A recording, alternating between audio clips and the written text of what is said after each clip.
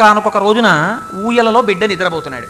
యశోదమ్మ ఆ పక్కనే ఏవో పనులు చేసుకుంటోంది. ఆవిడ ఏదో దధిమధనం చేస్తోంది అనుకోండి.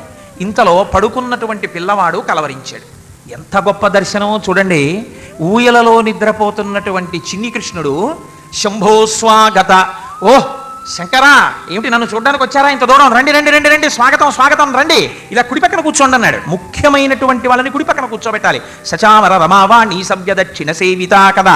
అందుకని శంభో స్వాగత, రండి రండి రండి రండి, చెయ్య చూపించేశాడు ఇలాగా. శంభో స్వాగతమాన్యతామితితో వామేన పద్మాసన. సృష్టికర్త ప్రళయకర్త కలిసి వస్తున్నారు, స్థితికర్త మధ్యలో ఉన్నాడు. ఎవరి స్థానాలు ఏమిటో చూపించాడు. ఇలా రండి శంకరా, ఇట్లా కూర్చోండి కుడి పక్కన. ఓ చతుర్ముఖ బ్రహ్మ మీరు కూడా వచ్చారా, విధాత, రండి రండి రండి రండి, ఇలా కూర్చోండి ఇడం పక్కన, ఇలా కూర్చోండి కుర్చీలో, రండి. శంభో స్వాగతమాన్యతామితితో వామేన పద్మాసన.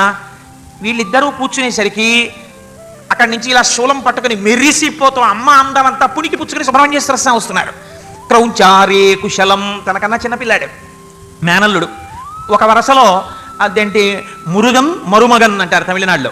అంటే మురుగన్ అంటే మేనల్లుడు, మరుమగన్ అంటే చాలా అందమైన వాడు. అబ్బో మా మేనల్లుడు నల్లనివాడు, అల్లుడు చాలా అందమైన వాడు అని.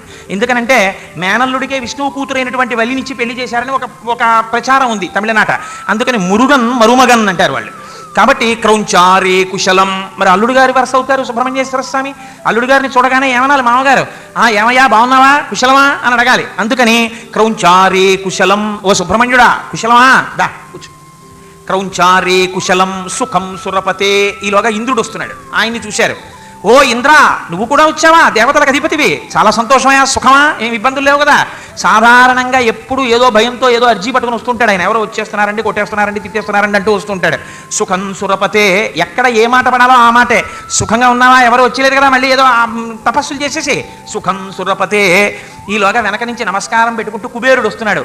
విత్తేశను దృశ్యసే. ఏమిటో కుబేరా నువ్వు కూడా వస్తున్నావు, ఈ మధ్య ఎక్కడ కనపడలేదు, ఏమిటి గమ్మత్తు, ఈయనే శ్రీపతి, ఈయన దగ్గరికి ఆయన ఎందుకు వస్తారంటే, ఇంకా ఈయన దగ్గర పుచ్చుకోవలసిన వాడే కానీ, ఈయన అనుగ్రహంతో ప్రకాశించవలసిన వాడే కానీ ఆయన ఈయన దగ్గరికి వచ్చి ఈయనకి ఇచ్చేదే ఉంటుంది.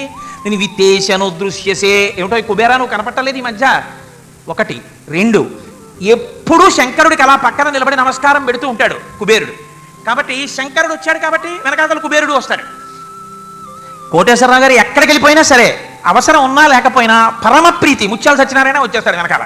అలా క్రౌంచారే కుశలం సుఖం సురపతే విత్తేశను దృశ్యసే. ఏమిటో కుబేరా ఎక్కడ కనపట్టలేదు ఈ మధ్య, బాగున్నావా. ఇవన్నీ ఎప్పుడు ఊయలలో పడుకున్నటువంటి పసిపిల్లవాడు ఈ మాటలన్నీ అంటున్నాడు.